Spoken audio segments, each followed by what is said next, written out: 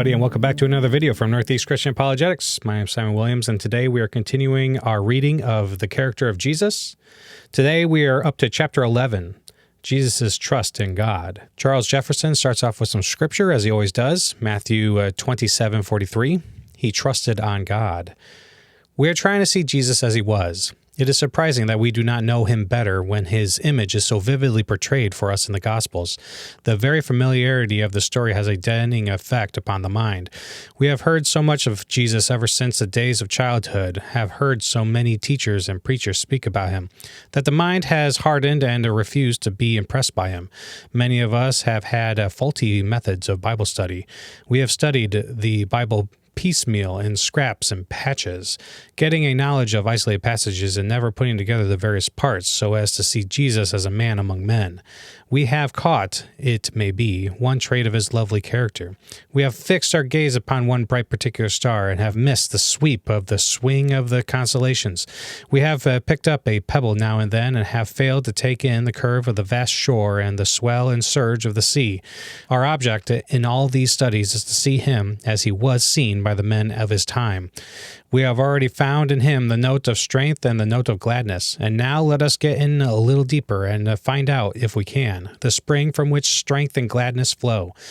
How does it happen that this man was so masterful in every situation? And how did it come to pass that he was joyful in the midst of so many shadows? The answer to the question lies written broad on all the pages of the New Testament. His strength and gladness came from his steadfast trust in God. If you were to ask me what is deepest and most fundamental in the character of Jesus, I would say it was his trust in God. I see not how anyone can read the New Testament without feeling that this to him was the Alpha and the Omega, the first and the last.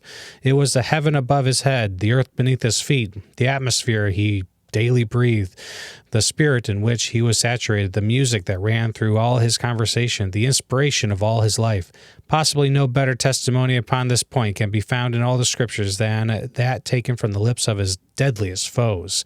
We have already found these enemies of Jesus valuable witnesses, and they will not disappoint us here.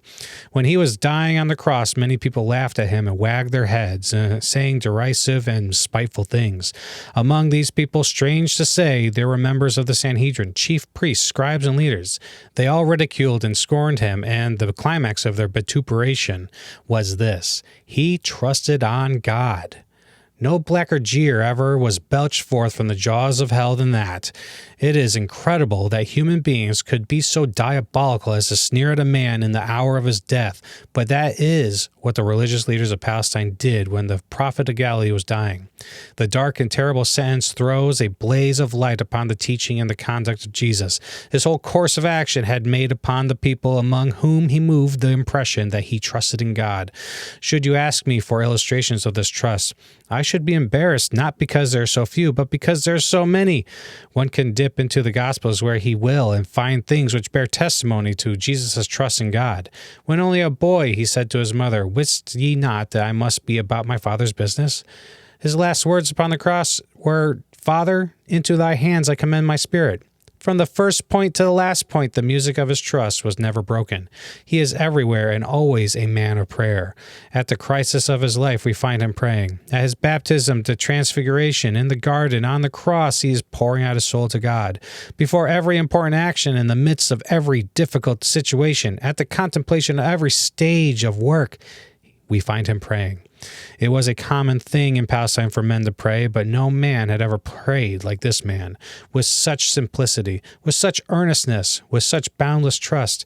Men gathered round him, awestruck, and said, "Master, teach us how to pray."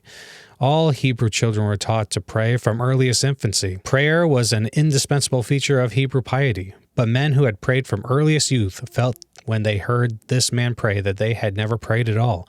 The word which he applied to God was Father. Only occasionally in the long sweep of the ages had a soul here and there ventured to apply to deity a name so familiar and sweet. But Jesus of Nazareth always thinks and speaks of God as Father. He names him this in his own prayers. He tells other men that they also may use this name. To trust in the goodness and mercy of the good Father was his own interest and fullest delight. To induce others to trust in him also was his constant ambition and endeavor. How much has Jesus to teach us at this point? It is often supposed that it is easy to believe in God. The fact is, nothing is more difficult to do at certain times and in certain circumstances. It is easy indeed to say that one trusts in God, but really to do it when justice seems dead and love seems to have vanished, that is difficult indeed.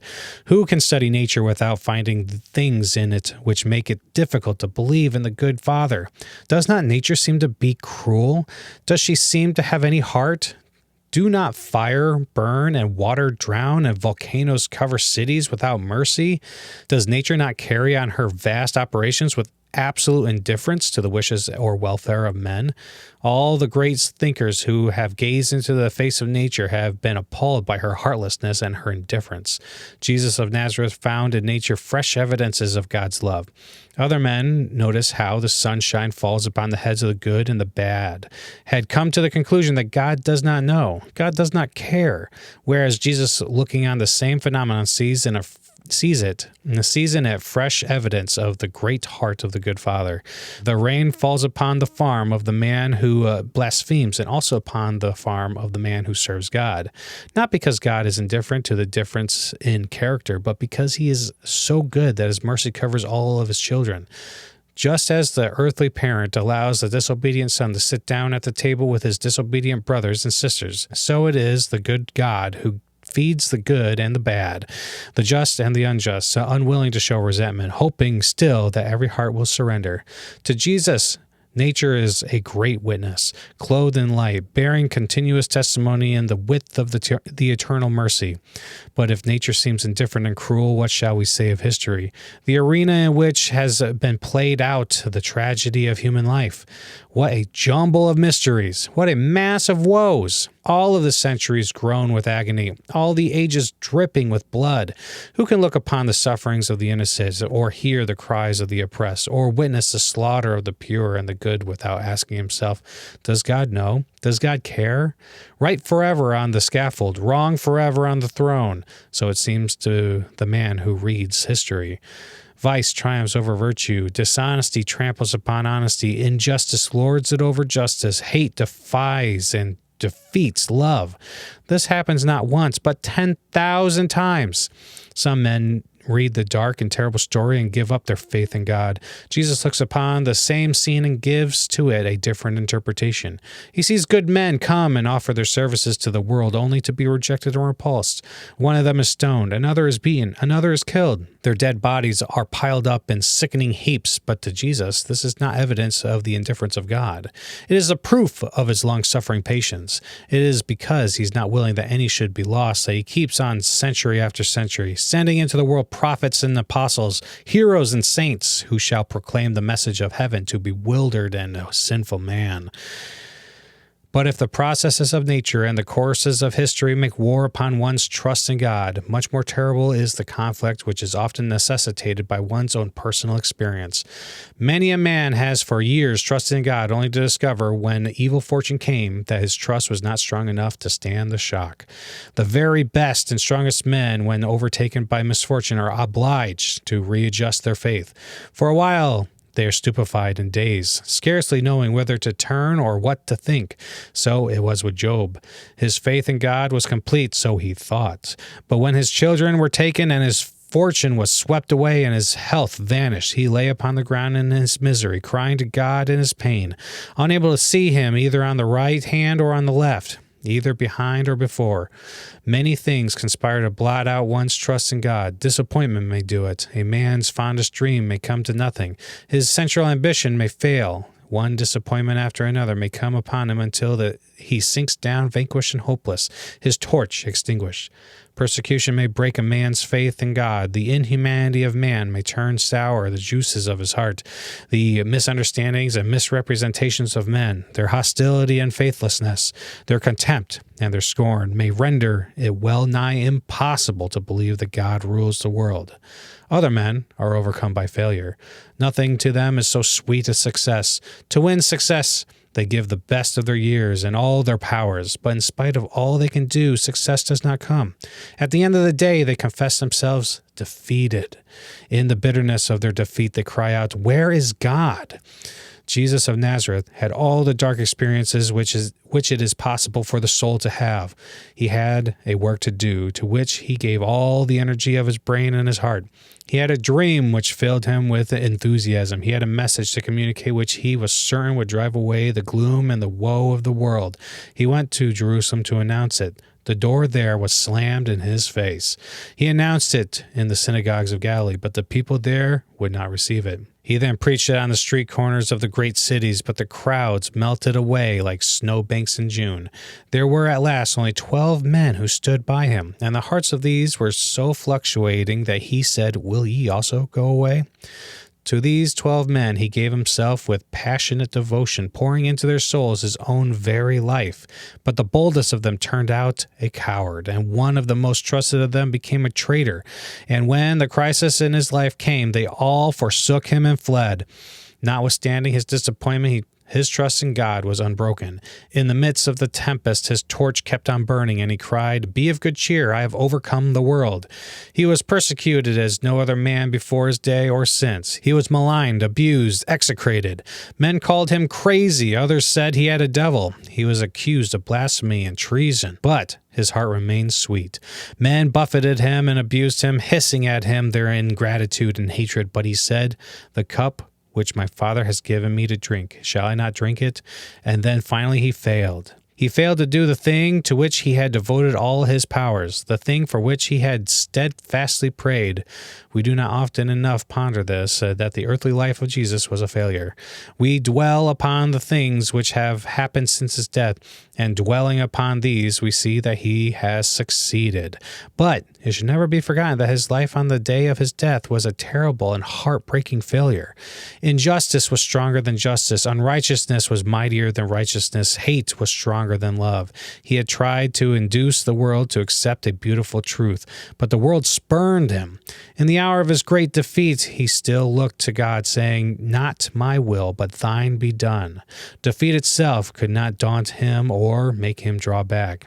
"If it is necessary," he said, "that I should be sacrificed, that I should be trodden under the feet of men who are thirsting for my blood, if that is the will of the infinite Father, then to that I gladly submit.